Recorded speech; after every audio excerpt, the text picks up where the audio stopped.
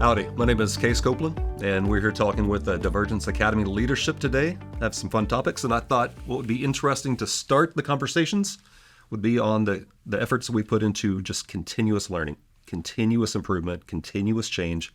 So my question for you is, how do you get into navigating all the feedback you receive?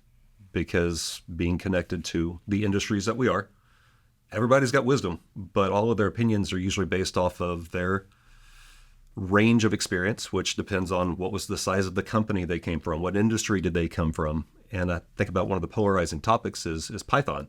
Python in, Python out, Python in, Python out. So how do you go about being responsive to the industries and always taking in opinions or feedback? How do you choose which to listen to? I think all of it, right? You listen to all of it, but do you act on all of it? Mm-hmm. That's the conundrum. We have inputs from instructors who teach. We have students who give us feedback based on what they read on Reddit and Quora. Mm-hmm. They go to Google searches, and next thing you know is that's a topic they want to learn. We take all the feedback, but there is a place and time we have to incorporate that and we put that into action. And good news about Divergence is we have a quarterly model where we look at that feedback, we put it in a rubric or kind of a questionnaires or quizzes and things like that and look at it. Will that work? Mm-hmm. Sometimes it works, sometimes it does not. But you do not know if it's going to work or not until it's about 3 months to 4 months in action. It looks good on paper. Yeah, it looks great on paper. Mm-hmm. Our problem is just that. We are sometimes making changes in flight too. Mm-hmm. And it's not about making changes in flight for the sake of making it. We have a student in the classroom. We have a different type of a learner, and they're providing us cues, and they're telling us, look, I'm not able to absorb some of this material. Mm-hmm. And even though you guys have a great rubric or a great structure, I have a different way of learning. So we got to figure out how they're going to learn and incorporate that change too, along with all the other changes. It's we've been here for 3 years. We haven't hit this problem yet. This is a new one. How do we figure it out? That's exactly it. That's it. Do we put this in now? Mm-hmm. Or should we wait for 6 months because it takes 3 months for us to incorporate that newly provided feedback? Right. But you brought up the instructors, and of course, we love our instructors. Absolutely. They're all very passionate about their opinions, right? Yes. So they often, again, come with fantastic feedback based on what their pathway was. So how do you, sometimes when they make a suggestion, how do you say, great wisdom, great feedback, great suggestion, we just can't do that, or we're not going to do that? It's hard. It's hard because they've already made up their mind on what they want to teach. Right. and that creates a pocket where a window. We say, look, you can talk about it. We're not going to stop you from talking about, say, Python. But remember the audience in the room, that they are, early to industry, early stage careers. Some of them have a lot to absorb in terms of Python. There are others who do not. So you got to balance it out. I don't know. We have this construct at Divergence called One Room Schoolhouse. So how do you bridge any audience that walks in through the classroom and give them what they're looking for? It's hard. And that's why our instructors are so good, because they have to kind of pull themselves back and let the student absorb what they need to absorb and provide additional resources for those that want it. Right. Yeah. And it goes on further. Hey, some people want more resources and more resources. And those resources are never enough. Even if you provide infinite amount of resources, it's not enough. But those that are not good or newly learning on Python, it doesn't matter how many resources you give. They're just going to bookmark them. Okay? So we have to balance both of them and figure out at what point in time did our audience change. Is our audience changing over a course of time? Every audience that comes in, a cohort that is formed, every cohort is unique. No cohort of Divergence is the same. You would think we have figured out there's a formula, magic formula. There's no magic formula. Every cohort that is formed is unique. Which is going to be Absolutely. You're a fun challenge. Yes. Every cohort is 110% unique. No matter where you go, no matter what cohort you have, whether it be CEI, NEI, CPPT, DSI, they're all going to have their own separate set of challenges. And just like Sravant said, those courses are constantly evolving, sometimes in flight as well. So we do have to roll with the punches and roll with the changes that come through. And a lot of the students, of course, I do read a lot of the feedback that comes through, and I try to look at it from a student lens, student standpoint. And while every bit of feedback is precious and important, we do have to kind of take apart and compartmentalize the fact that they don't necessarily see the grand scheme, the big picture of things at times. And then from an administrative standpoint, so we have to look at things from every angle that we possibly can. However, if there is like a common theme, like, hey, instructor one was going a little too fast, or, I didn't quite understand this part and we zoomed right past it, we can take that feedback and go ahead and change it and see what we can potentially do utilizing the instructors, and maybe have a good one-on-one conversation with them and go from there. But we should clarify, though, since you're new to the director of academics Yes. role, this is going to be a brand new world of all this feedback coming at you. And as we've discussed before, the students coming in, they don't know what they don't know yet. So they are heavily restricted to the information, the input they're getting from social medias, from all of the messaging that's being put out there. Oh, yes. So sometimes they have opinions, but it's based on what other people think. So they haven't had enough experience to form their own opinions yet. And as humans, they have bias, of course. And, like you said, they're influenced heavily by what's going on with your Reddit, Instagram, Facebook, Google search of Divergence Academy. And, of course, just like anywhere else, a lot of people are quick to complain rather than quick to actually sing kudos and so on. So you have to take certain things with a grain of salt, but also kind of understand where things fundamentally may be wrong and get those changed.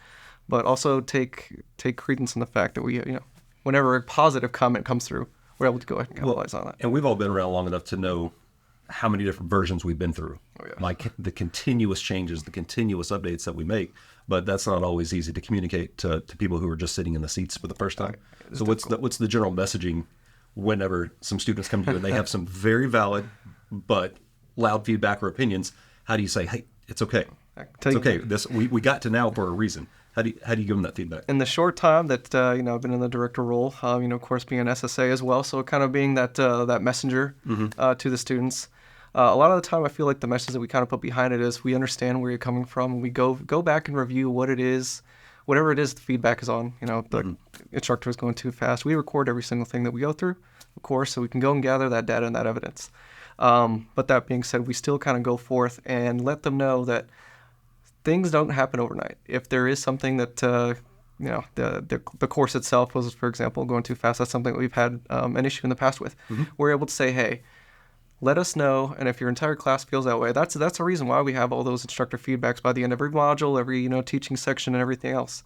That we can go back and make sure that we can make those changes. It may not be overnight. Sometimes it could be instant, but for a lot of the time, they're setting the standard for the other class that's going to come after them, or another class that's going to be, pretty much on par with where they're at currently. So we usually just go ahead and try to let them know that things are being worked on, and we go ahead and to make those changes. Of course, it's a whole administrative cycle that we have to take in from, of course, the instructors on your level, and of course, making sure my SSAs are able to put out that information to them and, see what we can do, gather that information from the SSAs and, of course, the students, and go ahead and affect those changes, whether it be fast or slow, which just really depends. It's all situation dependent, but separating that feedback is a huge deal as well. And, those changes we've talked about, changes to the content, changes to the sequencing, changes to the tooling, all those. We got to now for certain reasons. There's a reason we got to now. None of it was accidental. So I think maybe the fun conversation for you on that, since I started in 2019, but you've been on this for almost 10 years now. Right. What are the most fun changes you've seen based on some feedback? I think about how much the cybersecurity program has evolved. It's interesting. They're both data science and cybersecurity. I've gone through a couple of iterations, or I would say 4 iterations in 4 years, at least at a minimum. And I think cyber is in the fifth iteration since 2017, 2018. And the feedback is, hey, we would love to see EC Council's certified ethical hacking. And then there's a school of thought that says, hey, it has to be on a DoD list of certifications. And then you hear we should have Pen Test plus as a certification. We need to have Network plus a certification. CISA as a certification. CASP-P, which is Certified Application Security related professional certification. We get a lot of feedback from lots of people around how do you incorporate certification. If our program was all about certifications, there's nothing else for us to do. in terms of how do you learn. We got to incorporate the foundations of learning. How do you think about problem solving?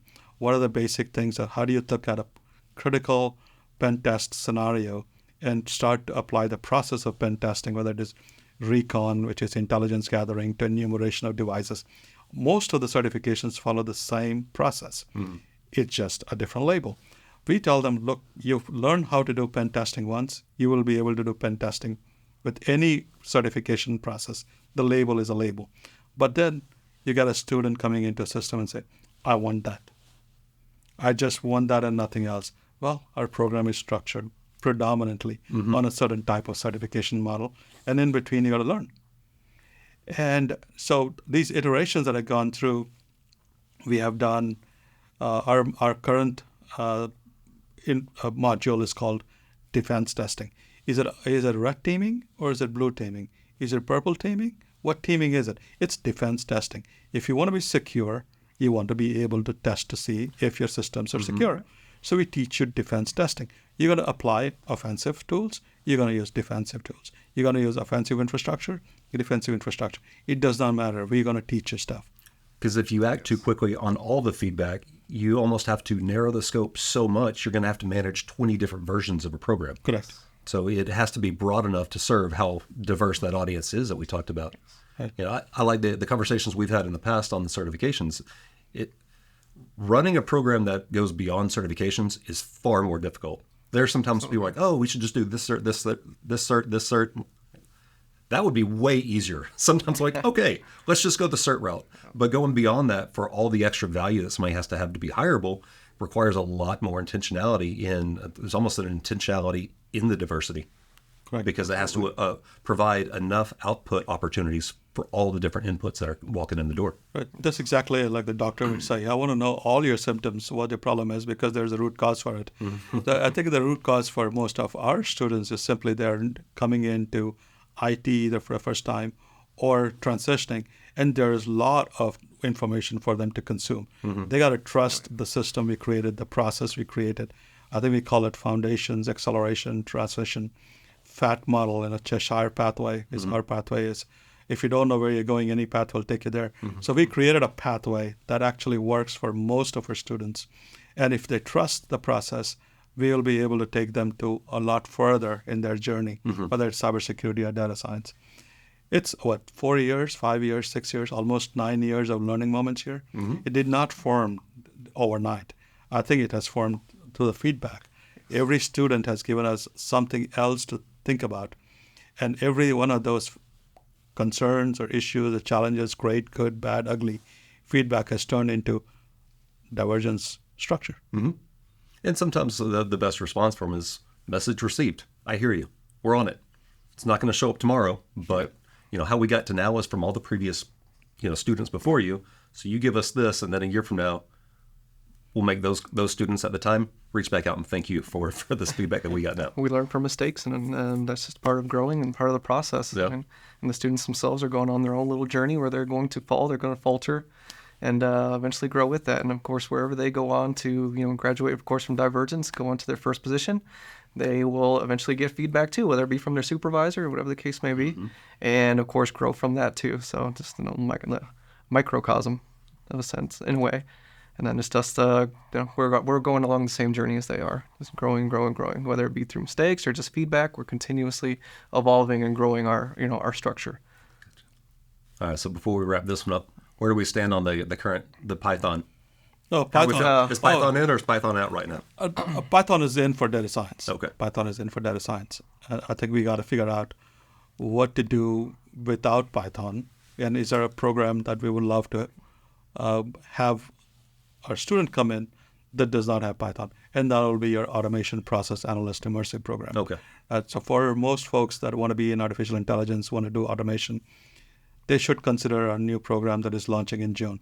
And that is all going to be based on tools, your chat GPTs, OpenAI stuff. How do you build your own co-pilots? How do you run automations? And I think for most of them, if you want to be highly productive student or highly productive office worker, I think automation is a key to it. And you can learn it starting in June. Sorry. Good parallel. So I guess maybe one of the takeaways from this is on the big topic issues from feedback is we sometimes use those as a kind of a split, depending on which direction a student might need, whatever that topic is, like Python, we can use that as a, as a divider. Okay, if you need this, then you go this way. If you don't need it, then you go that way. The big one, of course, this has come from a most recent student of ours. He says, "When are you teaching Rust?" I said, "Rust programming language. When did you hear about this?" "Yeah, I heard about it, and it's supposed to be the best programming language." He said, what statistic? So there's a statistic out there, and then next thing we know is the student is ready to learn Rust, and we had to kind of pause him down. "Have you done any programming languages before?" He said, "No." "Okay, let's start with Python. Let's teach you with fundamentals of Python programming." Right. One step at a time. Because as a school, and this is a responsibility you're going to have now, sometimes the important thing to be able to do is to unwind their preconceived notions that they're coming in with. Oh, absolutely. They're ready to give you their opinions or their feedback, but they don't know what they don't know yet. So, However, sometimes you need to tell them, pump the brakes just a little bit and hold on, crawl before you can walk and walk before you can run. And of course, they are heavily influenced by, like I said earlier, social media and everything else under the sun. But that being said, they need to be able to go ahead and kind of understand where they're coming in at and what it is that we can offer them. And of course, if they have ideas and notions that they can bring to us, we generally tend to kind of steer them in the direction of the reality of things, of what we can provide and what they can do as far as, them being students and us being providers. So we, of course, will take their feedback in and we'll look into it. I know software engineering is a huge, hot topic that a lot of other institutions are teaching. I went at a software engineering bootcamp myself. Java is not exactly the easiest one to learn. I actually wish I had learned Python, but that's just my feedback from going over that course. So, and from a student standpoint, I can understand their ability to want to pick and choose. But I do think that sometimes students kind of tend to bring in their outer notions rather than kind of seeing where we're at and what we can do. very human nature, though. Yes, absolutely. Awesome. Well, as always, appreciate your wisdom. Thank you.